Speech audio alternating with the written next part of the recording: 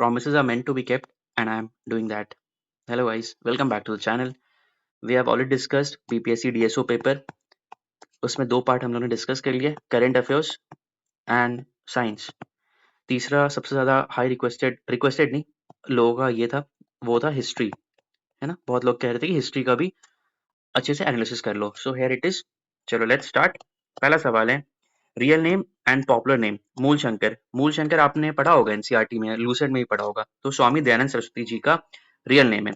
स्वामी दयानंद सरस्वती जी से मुझे याद आना चाहिए आर्य समाज 1875। मुझे याद आना चाहिए उन्होंने कंडेम किया था कि आइडल वर्शिप ना करे, कंडेम किया था उन्होंने आइडल वर्शिप। स्वामी दयानंद सरस्वती जी से मुझे याद आना चाहिए go back to Vedas, go back to Vedas. Swami Dayanand Saraswati ji से मुझे याद आना चाहिए शुद्धि मूवमेंट याद आना चाहिए, शुद्धि मूवमेंट। शुद्धि मूवमेंट बेसिकली क्या था, नॉन हिंदू को हिंदू में कन्वर्ट करने का, नॉन हिंदू को हिंदूज में। ठीक है। सो स्वामी दयानंद सरस्वती जी से जितना सवाल आता था हम लोग ने डिस्कस कर लिया। स्वराज, स्वराज फर्स्ट टाइम उन्होंने ये किया था। नेक्स्ट आते हैं नरेंद्र नाथ दत्त। तो नरेंद्र नाथ दत्त स्वामी विवेकानंद। अब जो कोलकाता में रहते होंगे उन्हें पता होगा बेलूर मठ एक जगह है, ठीक है, बेलूर मठ। सो वहाँ पे कभी टाइम मिले तो आप विजिट करना, बहुत प्यारा जगह है, बहुत ही पीसफुल जगह है वो। अब देखो स्वामी विवेकानंद जी के गुरु कौन थे, रामकृष्ण परमहंस, रामकृष्ण परमहंस, परमहंस, ठीक है, वो उनके गुरु थे। स्वामी विवेकानंद जी से मुझे याद आना चाहिए दो डेट, बहुत इंपॉर्टेंट है, 1897 1893। क्या आप बताओगे? कमेंट मतलब पॉज करना, मुझे कमेंट में बताना क्या है। 1897 और 1893। 1897 में उन्होंने फॉर्म किया था रामकृष्ण मिशन सोसाइटी। बहुत लोग होंगे जो रामकृष्ण मिशन स्कूल से पढ़े होंगे, तो एक बार कमेंट में बताना कितने लोग हैं जो। बहुत अच्छा स्कूल है, मतलब वहाँ पे शिष्टाचार सिखाता है, डिसिप्लिन, लाइफ को लेके फिलॉसफी बहुत अच्छा है वो। 1893 से आपको याद आना चाहिए शिकागो। शिकागो में जो रिलीजियस कॉन्फ्रेंस था, तो उसमें हमारे स्वामी विवेकानंद जी ने स्पीच दिया था, वो यूट्यूब पे भी पड़ा हुआ है, वो आप देखना। मतलब बहुत बहुत टचिंग वो चीज़ है। मतलब उन्होंने जब बोला था कि ऑल ब्रदर्स एंड सिस्टर्स वाला चीज़, तो रोंगटे खड़े हो जाते हैं सुन के वो। ठीक है, नरेंद्र नाथ दत्त। अब नरेंद्र नाथ दत्त से आपको एक और चीज़ याद आना चाहिए, मार्गरेट एलिजाबेथ नोबेल, जिसको आप सिस्टर निवेदिता के नाम से जानते होंगे। सिस्टर निवेदिता स्कूल भी है ना, हमारे यहाँ पे बाजू में ही सिस्टर निवेदिता स्कूल भी है ना। तो उनकी ही शिष्य थी स्वामी जी की सिस्टर निवेदिता। ठीक है, उनका निकनेम था मार्गरेट एलिजाबेथ नोबेल। और गदाधर चट्टोपाध्याय हैं उनके गुरु, रामकृष्ण परमहंस। तो अगर देखो, मुझे तो अभी नहीं पता था, मुझे गदाधर चट्टोपाध्याय जी नहीं पता थे, बट स्टिल ऑप्शन एलिमिनेशन से या फिर मैच ऑफ फॉलोइंग करने से क्लियर हो गया, सारा चीजें क्लियर हो गया। मूल शंकर से आपको याद हो गया स्वामी दयानंद सरस्वती, और उनसे जितना भी रिलेटेड सारे फैक्ट्स है we are well versed with.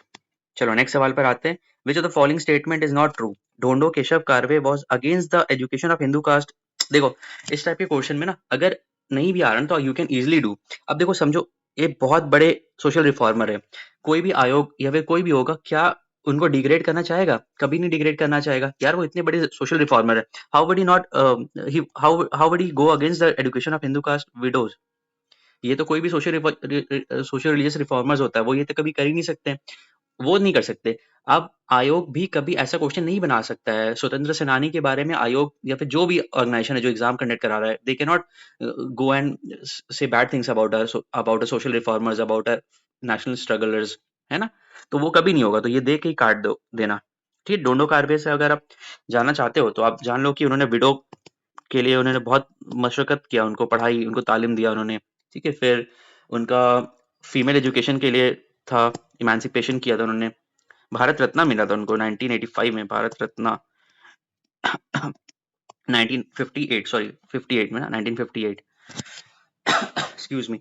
Next है any Besant, one of the Madras theosophical society asserted that in ancient Hindu times women were educated and moved freely in society। सही बात है, जो ओल्डर वैदिक पीरियड था तो उसमें था, हिंदू जो वुमेन थी उनको फ्रीडम था, बट धीरे धीरे ग्रेजुअली वो डिक्लाइन होने लगा था, तो ये सही है। अब एनी बिसेंट से मुझे याद आना चाहिए, एनी बिसेंट से मुझे याद आना चाहिए होम रूल लीग याद आना चाहिए।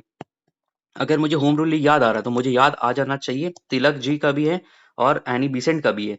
अब एनी बिसेंट से मुझे, मैंने आज ही पढ़ाया था 1917 कैलकाटा सेशन, अगर आपको याद है, अगर आपको अभी भी याद है तो वेरी गुड, आपकी तैयारी बेमिसाल चल रही है। उनकी दो किताबें थी, new India and other is common wheel, common wheel. ठीक है, न्यू इंडिया। यहाँ से देखो सेशन करके जा रहे हो तो पूरा चीजें क्लियर होना चाहिए, आप बस किताब पढ़ो तो आप अगली बार आपको रहे कि हाँ सर ने बताया था।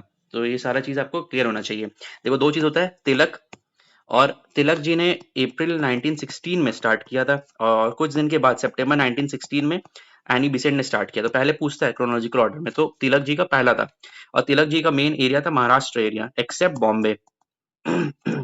बॉम्बे को छोड़ के पूरे महाराष्ट्र में उनका वो था, और जो एनी बिसेंट था थी उनका पूरा इंडिया में था, ऑल ओवर इंडिया में था। और एनी बिसेंट आयरिश से ज्यादा इन्फ्लुएंस होके उन्होंने स्टार्ट किया था होम रूल लीग। ठीक है, तो ये सवाल सही है। नेक्स्ट आते हैं, the Arya Samaj of north India strongly supported the cause of female education. Arya Samaj Swami Dayanand Saraswati ने 1875 और supported the cause of female education. भाई बिल्कुल करेगा यार, कोई भी सोशल रिलीजियस रिफॉर्म है that will support female education, right. Next सवाल है, hunter commission report of 1882 recommends more liberal grants in aid for girls.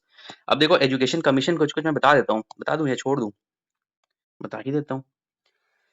चलो पहले आपको याद होना चाहिए, अरे यार यहाँ पे ऐड हो गया, shit, wait, where is it, इधर है ना, यहाँ पे जाना है अपने को, आफ्टर करंट पेज करते हैं, न्यू पेज। देखो सबसे पहले आपको याद आना चाहिए 1834 मैक, 1834 35, हाँ यही था, मैक्यूले मिनट, मैक्यूले मिनट याद होना चाहिए।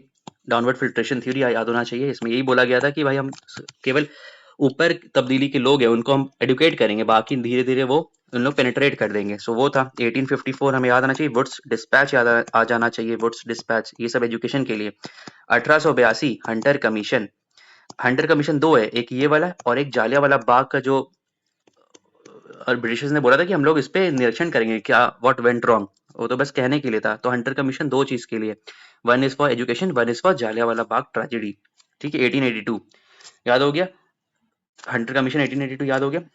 1902 में है रेलेक कमीशन, रेलेक कमीशन से ही वो यूनिवर्सिटी एक्ट 1904 आया था कर्जन के टाइम पे, ये याद होना चाहिए। 1902, 1917 में है सैडलर कमीशन, ये सब एजुकेशन से सैडलर कमीशन। और एक और होता है हार्टॉग कमीशन 1929, हार्टॉग कमीशन, हार्टॉग बटलर कानपुर में एक कॉलेज है, बहुत प्यारा कॉलेज है, मतलब बहुत जेई में अच्छा नंबर लाने पे मिलता है वो।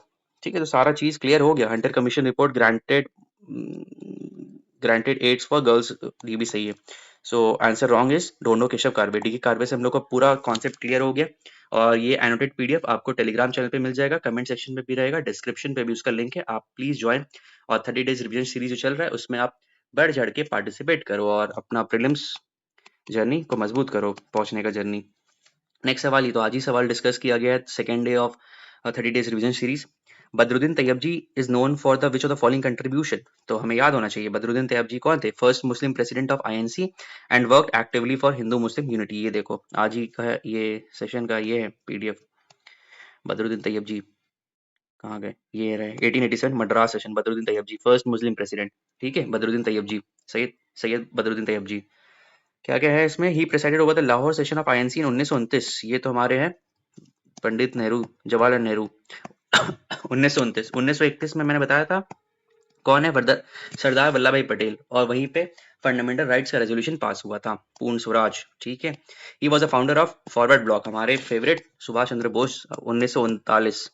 हरिपुर सेशन याद आना चाहिए, त्रिपुरी सेशन याद आना चाहिए बोस जी से। ठीक है, 1943 में हमें याद आना चाहिए आजाद हिंद फौज, आजाद हिंद फौज याद आ जाना चाहिए। ठीक है, कौन ब्रेन चाइल्ड था आजाद हिंद फौज का, मोहन बोस।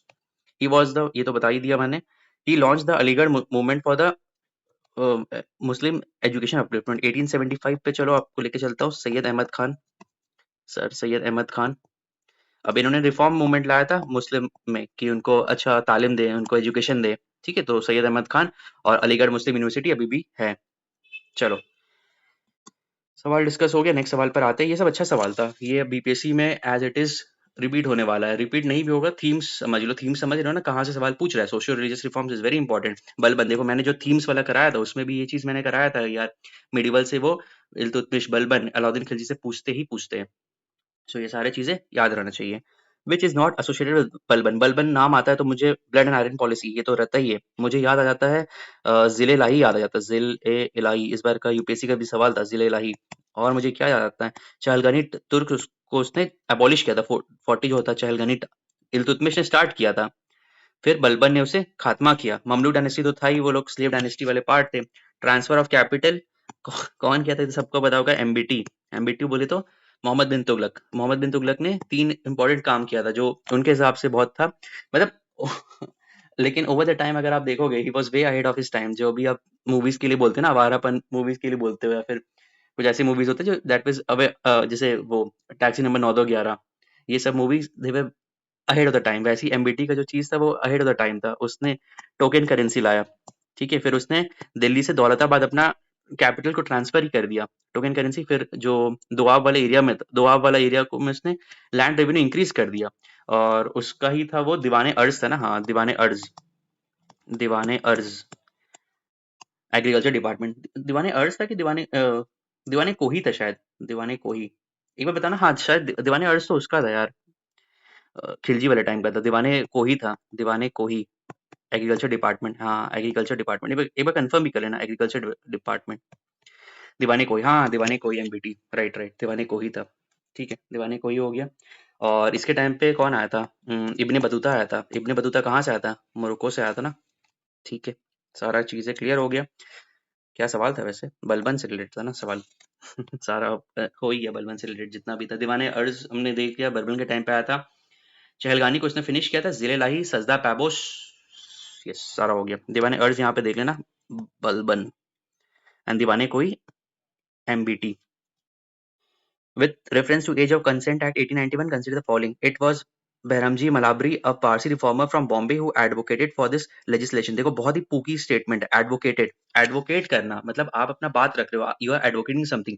आप अपनी मम्मी को बता रहे हो या पापा को बता रहे हो कि मुझे गोवा जाना है, तो आप उसका बच्चा ये भी तो करोगे ना कि हाँ गोवा जा रहा हूँ, मतलब हम्पी भी देखना है, बगल में कर्नाटका है, थोड़ा सा मांडोवी रिवर भी देखना है, तो आप यू आर एडवोकेटिंग। आपको भी पता है आप किस लिए जा रहे हो Goa, but you are advocating. आप बता रहे हो कि हाँ मैं जा रहा हूँ, कुछ काम से जा रहा हूँ, पढ़ाई के सिलसिले से जा रहा हूँ। सो एडवोकेट करना इज अ वेरी पुकी स्टेटमेंट, आराम से वो कर सकते हैं। सो पहला स्टेटमेंट सही होगा। और एक और चीज बता रहा हूँ, एज ऑफ कंसेंट एक्ट 1891, ये सेम सवाल हूबहू यूपीएससी ने पूछा था। तो इससे एक चीज समझ में आ रहा है, यूपीएससी का PYQ is getting important these days right now. So you have to do practice, you have to practice last 5 और 7 years हिस्ट्री सवाल एंड पॉलिटी सवाल टू ऑफ यूपीएससी, सीडीएस हो गया, कैपफ, ये सारा भी करना पड़ेगा। ठीक है, the act was supported by extremist wing leader बाल गंगाधर तिलक। नहीं, उन्होंने ये चीज सपोर्ट नहीं किया था, उन्होंने अपोज किया था ये वाला, ये बहुत बहुत इंपॉर्टेंट है। और बाल गंगाधर तिलक से मुझे केसरी और महारथा याद आना चाहिए। ठीक है, मराठा, मराठा केसरी मराठा। ठीक है, गणपति फेस्टिवल उन्होंने स्टार्ट किया था। तो answer is only one. Very good. Next सवाल पर आते हो। 12 मिनट हो गया भाई, कितना अटेम्प्ट? दो, शिट बहुत कम सवाल है। चलो थोड़ा सा पेस बढ़ाते हैं। नेक्स्ट सवाल पर आते हैं। Which among the following was the most important center of manufacture of saltpeter during the early colonial? तो बिहार यार, छपरा। ठीक है, सोरा, सोरा ना, saltpeter। ठीक है, नेक्स्ट सवाल पे आते हैं।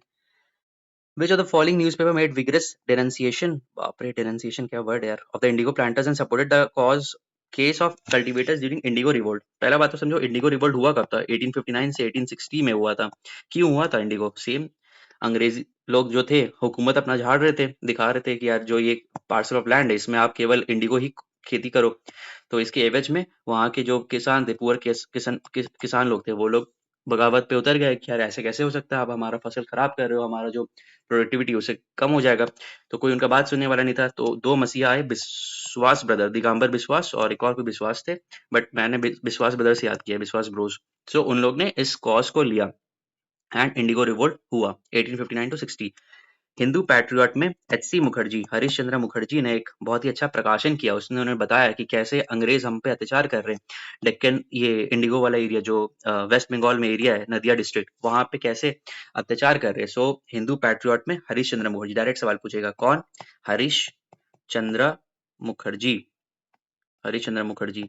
ठीक है, अच्छा नील दर्पण से मेरे को, इंडिगो से मुझे याद आना चाहिए नील दर्पण, नील दर्पण, नील दर्पण, दीन बंधु मित्रा, दीन बंधु, दीन बंधु मित्रा। ठीक है, याद आना चाहिए नील दर्पण। Picture clear. And Indigo revolt set the tone for 1917। What is 1917? अगर 1917 याद आ जा रहा तो मुझे याद बताओ, अहमदाबाद कब हुआ था, खेड़ा कब हुआ था, ये कमेंट सेक्शन में मुझे बताना। क्या खेड़ा पहले हुआ था अहमदाबाद से, या चंपारण पहले हुआ था, ये कमेंट सेक्शन में बताना। और ईयर क्रोनोलॉजी ऑर्डर बताना, डायरेक्ट सवाल पूछता है। ठीक है, कॉन्सेप्ट क्लियर। नील दर्पण, दीन बंधु मित्रा, हरिश्चंद्र मुखर्जी, हिंदू पैट्रियट के एडिटर साहब, एडिटर। पूरा पिक्चर क्लियर। तीन कठा प्रणाली किससे रिलेटेड है? अब बोलोगे क्या सर पूकी सवाल पूछते हो। चलो नेक्स्ट सवाल पर आते हैं। Which of the following inscription of Samudragupta describes him as Parama Bhagavata? परम भागवत मेहरौली, देखो मेहरौली है चंद्रगुप्त टू से। चंद्रगुप्त टू से मुझे याद आना चाहिए, नवरत्न थे ना उनके टाइम पे, और फाहियन उनके टाइम पे आए थे, फाहियन, ठीक है। इलाहाबाद पिलर इंस्क्रिप्शन में ही डिस्क्राइब्ड है समुद्रगुप्त के बारे में। एरन पिलर इंस्क्रिप्शन समुद्रगुप्त की जो वाइफ थी दत्ता देवी के बारे में डिस्क्रिप्शन है। देख रहे हो, बड़ा इंसान बनो भाई फिर आप भी इंस्क्रिप्शन में गुदवाना अपनी वाइफ का नाम, ठीक है। और समुद्रगुप्त से मुझे क्या क्या याद आता है? समुद्रगुप्त से मुझे याद आना चाहिए, अच्छा एक समुद्रगुप्त के टाइम पे ना एक लंका के एक मिशनरी आए थे। उन्होंने बोला था कि हमें गया में अनुमति दो, हम टेम्पल कंस्ट्रक्ट करेंगे, तो उन्होंने दे दिया था। समुद्रगुप्त बेसिकली बहुत वो थे, टॉलरेंट थे। वीणा आपने देखा होगा, उनका सिक्का में वीणा बजाते हुए उनका तस्वीर भी आता है सिक्का में। ठीक है। समुद्रगुप्त का नेवी पावर बहुत सुप्रीम था, उन्होंने बहुत अच्छा एक्सपेंशन किया था।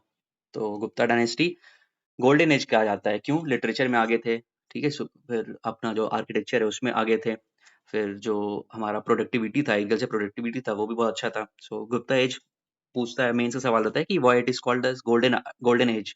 तो ये सारा चीज आपको बताना पड़ता है। पॉलिटिकल सुप्रीमेसी, एक्सपेंशन था, आपको सारा लोकेशन देना है, ठीक है।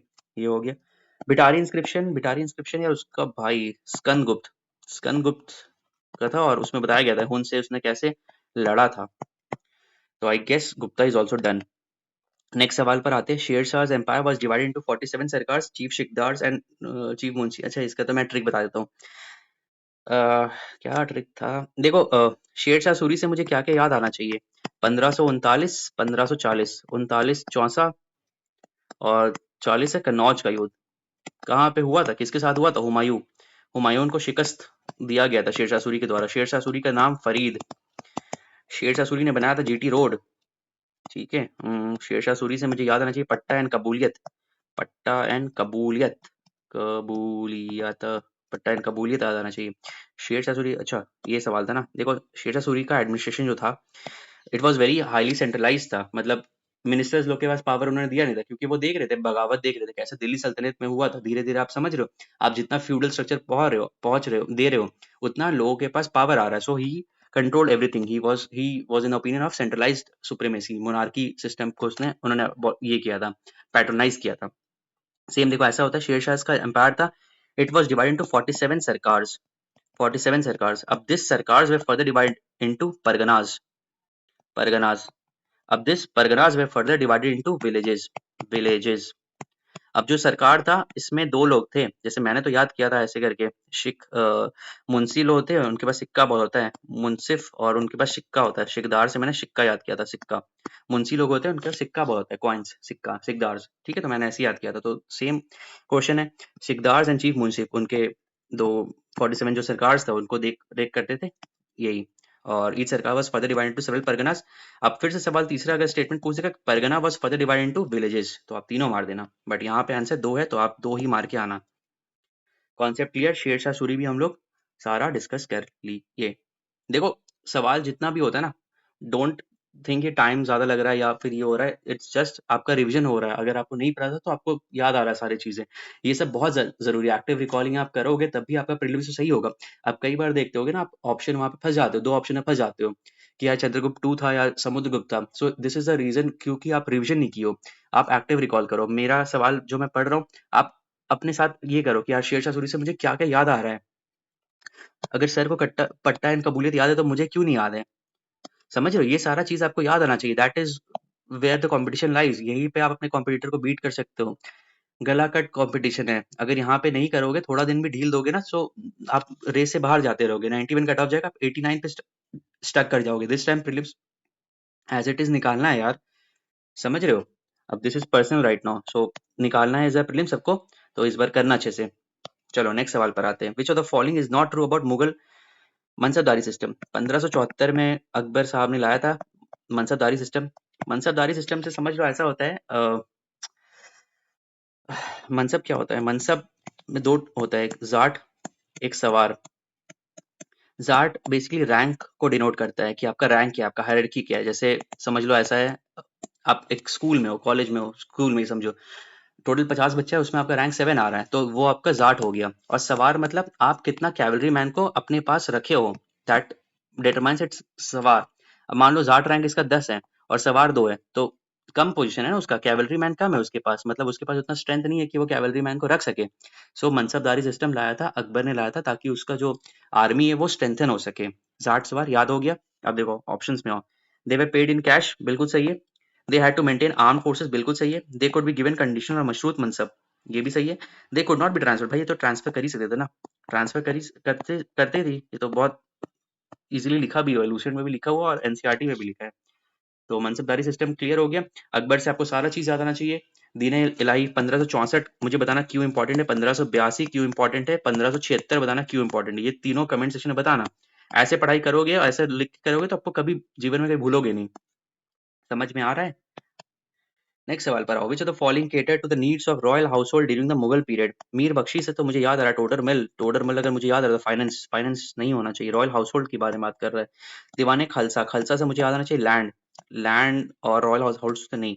वकील मुतालक, वकील मुतालक, यार ये तो वर्ड, वकील मुतालक तो मतलब अच्छा प्रोमिनेंट पोजीशन के लिए कहते हैं, प्रोमिनेंट पोजीशन, तो घर का काम के लिए क्यों ही रखेंगे। तो मीर समान, सिंपल सवाल, मीर समान। वकील मुतालिक देखो, वकील जो वर्ड है ना वो प्रोमिनेंट पर्सन के लिए होता है, वकील वकालत जो करता है प्रोमिनेंट पर्सन के लिए होता है, ठीक है। सो शायरी वेरी सुनो यार, ये सब काम आ जाएगा। नेक्स्ट सवाल पर आओ। Which of the following sites has yielded a short inscription written in Harappan script with use alphabets. ठीक है, अभी ये सवाल को बताओ। धोलावीरा है, बनावली है, कालीबंगन है, मोहनजोदड़ो है। तो इसका आंसर है ढोलावीरा। ढोलावीरा से मुझे क्या क्या याद आना चाहिए। ढोलावीरा जीजे गुजरात में है। ठीक है, गुजरात में है। 3 पार्ट होता है इसका, 3 पार्ट। एक पार्ट जो फर्स्ट पार्ट है सिटाडेल, रईस कोठी लोग का है, रईस कोठी वाले लोग का है, रईस कोठी वाले लोग का है। दूसरा हो गया मिडिल टाउन और तीसरा हो गया lower town. Middle town and third one is lower town. तो सिटाडेल ही है जहाँ पे तीनों पार्ट है, ठीक है। रईस वाला सिटाडेल हो गया, middle town and lower town. Dholavira से मुझे और क्या याद आता है, बस इतनी मुझे याद आता है। कालीबंगन से मुझे क्या याद आता है, कालीबंगन से मुझे राजस्थान में है, घग्गर रिवर याद आता है, घग्गर रिवर के किनारे है कालीबंगन। कालीबंगन से मुझे याद आता है कि जो फरोज वहां मिलता है, फरोज बताता है कि वहां का जो फील्ड था दैट वाज प्लोड, मतलब वहां पे प्लॉट था उनका फील्ड, ठीक है। और उससे मुझे क्या याद है, डबल ब्यूरियल, हाँ ये तो इंपॉर्टेंट सवाल है, डबल ब्यूरियल, 2 कब्र। मोहनजोदड़ो से तो बहुत सारा चीज है यार, dancing girl, dancing girl bronze, bronze. Mohenjodaro से मुझे great bath, great bath. Mohenjodaro जो मूवी है उसमें भी तो दिखाया ना ग्रेट बाथ, ग्रेट बाथ मुझे याद आता है। पशुपति सील दिखा है मोहनजोदड़ो से, सारा चीज मुझे याद आ जाता है। चलो नेक्स्ट सवाल पर आते हैं। The Kalinga war is described in which rock edict of Ashoka. Rock edict 13, ठीक है। कलिंग वॉर इनके बारे में 261 बीसी में था ना, 261 बीसी। कौन से इंस्क्रिप्शन में है, हाथी गुफा इंस्क्रिप्शन, हाथी गुफा इंस्क्रिप्शन में मेंशन है, खरवेल, हाथी गुफा इंस्क्रिप्शन, खरवेल डायनेस्टी। और क्या याद आता है मेरे को, अशोक से मुझे आता है मस्की याद आता है, मस्की। वहाँ पे देवप्रिय प्रिय अशोक उनका नाम वहाँ पे बताया जाता है। और मुझे अशोक से क्या याद आता है, अच्छा भब्रू एडिक्ट जो था, भब्रू एडिक्ट, भब्रू एडिक्ट में बताया गया कि अशोक का कन्वर्जन होता है बुद्धिज्म में अंडर द इन्फ्लुएंस ऑफ उपागुप्त, उपागुप्त। और बाद में और अशोक बुद्धिज्म की तरफ जाते हैं थ्रू मोगाली पुट्टा टिस्सा। अब इन्होंने ही आरवीपी पाटलिपुत्र में प्रेसाइड किया था, third Buddhist council. Comment section में बताना सेकंड बुद्धिस्ट काउंसिल किसने प्रेसाइड किया था। Picture clear. बबरू एडिट याद हो गया आपको, 261 बीसी आपको याद होना चाहिए, कलिंगा युद्ध, ठीक है, ये सारा चीज याद होना चाहिए। रॉक एडिक्ट, एक और रॉक एडिक्ट था जिसमें चोला पंड्यास के बारे में बताया गया था, वो मुझे याद नहीं आ रहा, उससे भी सवाल पूछा है। रॉक एडिक्ट 2 था या, हाँ रॉक एडिक्ट 2 था शायद, रॉक एडिक्ट 2 में बताया गया था चोलास और पंड्यास के बारे में। अच्छा अशोक से मेरे को एक और चीज याद आता है, अशोक ने ही कश्मीर को मिलाया था और श्रीनगर का गठन, श्रीनगर सिटी को बसाया था अशोक ने। और ये कहाँ पे लिखा गया है, कौन से किताब में लिखा गया है बताओ। ये कल्हान का जो रजत रजत रागिनी है, कल्हान के द्वारा रचित किताब है रजत रजत रागिनी, उसमें ये मेंशन है। कल्हान का जो किताब है रजत रागिनी, उसमें मेंशन है कि Kashmir was a part of modern empire and Srinagar को उन्होंने बसाया था। कॉन्सेप्ट क्लियर, सारा सवाल डिसाइफर्ड। अशोक के बारे में हम लोग ने ऑलमोस्ट सारा पढ़ लिया। चलो नेक्स्ट सवाल पर आते हैं। Which of the following is an example of rock cut temple architecture? Kailash temple at Ellora, Kailashnath temple at Kanchi. तो सिंपल सवाल है यार, देखो दो दो कैलाश कैलाश दिख रहा है, एलोरा पे होगा। अब एलोरा से मुझे क्या याद आता है? एलोरा से मुझे याद आता है कृष्णवन। कृष्णवन ने ही फॉर्म किया था। कौन कहाँ के थे? राष्ट्रकूट डायनेस्टी के थे, राष्ट्रकूटा डायनेस्टी। राष्ट्रकूट डायनेस्टी मुझे याद आ रहा है, तो मुझे याद आना चाहिए दंती दुर्ग फाउंडर थे, दंती दुर्ग फाउंडर थे। कौन से एरिया में था? शोलापुर। शोलापुर उस टाइम पे क्या थे? मनिया खेत, मनिया खेत बोलते थे वो जगह को। ठीक है, राष्ट्रकूट। कृष्णा वन थे, कृष्णा थ्री भी थे, बहुत इंपॉर्टेंट डायनेस्टी के, जो जो उन्होंने लेकर गए थे राष्ट्रकूट डायनेस्टी को, जो बहुत दूर तक लेकर गए थे। अब इसी में इन लोगों का ये था, ट्रिपल पार्टाइट स्ट्रगल था, ट्रिपल पार्टाइट स्ट्रगल। तीन फूल एक माली, एक फूल तीन माली, नहीं नहीं, तीन फूल एक माली। तो पाल थे, गुर्जर प्रतिहार, गुर्जर प्रतिहारास, तीसरा कौन? राष्ट्रकूट। ठीक है, लास्ट में सबसे देर तक राष्ट्रकूट ही रूल किए थे। राष्ट्रकूट से मुझे याद है कि दांती दुर्ग, मनिया खेत और कृष्णवन ने कैलाशनाथ टेम्पल एट एलोरा में उन्होंने टेम्पल बनाया था। ठीक है, रॉकेट आर्किटेक्चर सारा क्लियर हो गया। जगन्नाथपुरी तो आपको याद होना चाहिए, उड़ीसा में। चलो नेक्स्ट सवाल पर आते हैं। The permanent settlement was introduce in 1793 by Lord Cornwallis. कौन से area? Bengal, Bihar and Odisha. Bengal, Bihar and Orissa. ठीक है, बंगाल, बिहार एंड उड़ीसा। कुछ कुछ देख लो क्या क्या हम लोग को याद है। परमानेंट सेटलमेंट तो याद ही हो गया, 1793 कॉर्नवालिस। ठीक है, फिर उसके बाद हमारा रैयतवाड़ी सिस्टम। रैयतवाड़ी, रैयतवाड़ी सिस्टम में कौन था? थॉमस मुनरो, थॉमस मुनरो, और एक और था, कैप्टन रीड था, कैप्टन रीड। ठीक है, कौन से एरिया में एक्टिव थे वो? मद्रास वाले एरिया में थे ना, मद्रास और बम्बई, बम्बई। अच्छा, मद्रास बॉम्बे से मुझे बताओ, अब आज ही पढ़े हो ना, मद्रास बॉम्बे और बंगाल, यहाँ पे नहीं, बंगाल, मद्रास बॉम्बे और बंगाल, ये मैंने बताया था। तो आप मुझे बताना कि इंडियन एसोसिएशन का गठन कब हुआ था। ठीक है, ये बताना इंडियन एसोसिएशन का गठन कब हुआ था। रेतवाड़ी देख लिया, महलवाड़ी देखो, महलवाड़ी। महलवाड़ी वो वाला एरिया में, अवध वाले एरिया में, पंजाब वाले एरिया में महल्स में बांट दिया जाता था। ठीक है, महलवाड़ी सिस्टम। और महलवाड़ी सिस्टम को कौन लाया था? होल्ट मैकेंजी, होल्ट मैकेंजी ने लाया था। सारा कॉन्सेप्ट क्लियर हो गया। Permanent settlement Cornwallis, lord, lord क्यों बोलेंगे, Cornwallis. Ryotwari Thomas Munro and captain Reed, Madras और बॉम्बे वाले एरिया में। महलवाड़ी सिस्टम होल्ट मैकेंजी ने लाया था, कौन से एरिया में? अवध, अवध एंड पंजाब। ठीक है, so we have deciphered, we have discuss all the questions asked in history of BPSC DSO. अब तो कुछ बचा नहीं है, सारा जो मेन इंपॉर्टेंट थीम्स था हम लोग ने सब आइडेंटिफाई कर लिया। अब मुझे बताओ कमेंट सेक्शन में आपको क्या चाहिए? जुलाई का वन शॉट सीरीज चाहिए, बीसीडब्ल्यू का टेस्ट 4 चाहिए, या फिर कैपअप जो अभी कल एग्जाम हुआ था तो उसका करंट अफेयर्स का डिस्कशन चाहिए? सो जेन्युइनली बताना क्या चाहिए, उसी हिसाब से मैं प्लान आउट करूंगा, जो जैसा नीड रहेगा उस हिसाब से मैं प्लान आउट करूंगा। ठीक है, so thank you so much guys for listening till then.